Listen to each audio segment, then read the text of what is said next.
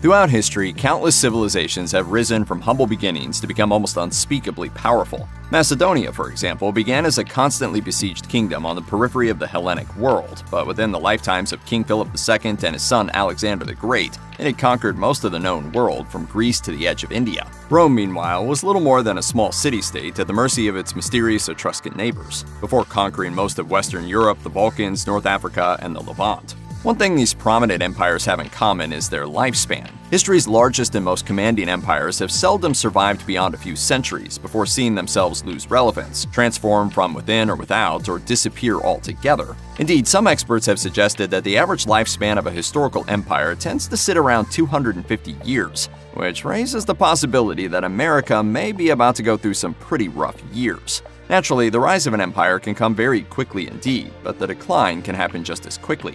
Among others, the Macedonians conquered the largest empire to have ever existed by that point, the Persian Empire. Yet the massive civilization Alexander forged in just a few years collapsed with great speed as soon as he died.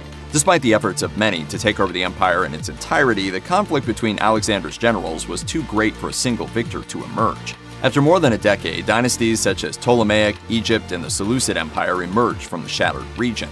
Macedonia still existed, sure, but it had little direct control over much beyond Greece. Eventually, even these lands fell to Rome after subsequent centuries of political infighting and military decline.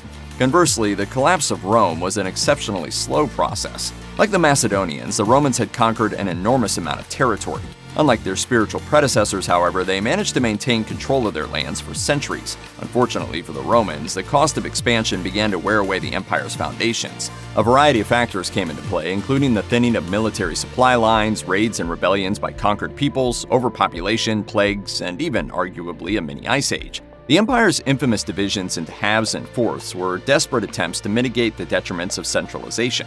Even this could not prevent the collapse, though, and in the end, the Byzantine Empire was left as Rome's last remnant. The Byzantine Empire itself subsequently experienced a similar decline beginning in the early 13th century. Of course, the United States is no stranger to dramatic conflict and expansion.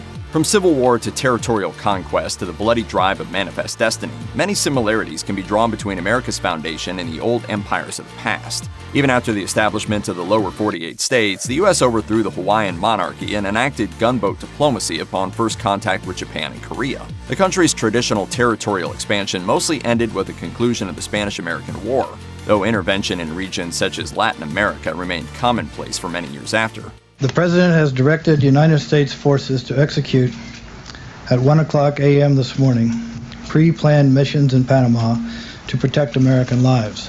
Then, despite public support for isolationism after 1945, the U.S. stood alongside only the Soviet Union as one of the world's two superpowers. Any thoughts of returning to an inwardly focused America quickly vanished as the U.S. expanded its influence across the world to combat its new rival. In the 21st century, the so-called War on Terror is in many ways a continuation of past policies, with hundreds of U.S. military bases now existing across the world. Thousands of lives have been lost and billions of dollars spent in this two-decade campaign to end religious extremism. However, American efforts to nation build have sometimes led to the establishment of weak governments that are largely unable to control their countries. Even America's greatest successes, such as the death of Osama bin Laden, resulted in little long-term change in the region. These failures do not bode well for the now politically turbulent America, a country that is rapidly approaching its 250-year imperial expiration date. Check out one of our newest videos right here. Plus, even more grunge videos about your favorite stuff are coming soon. Subscribe to our YouTube channel and hit the bell so you don't miss a single one.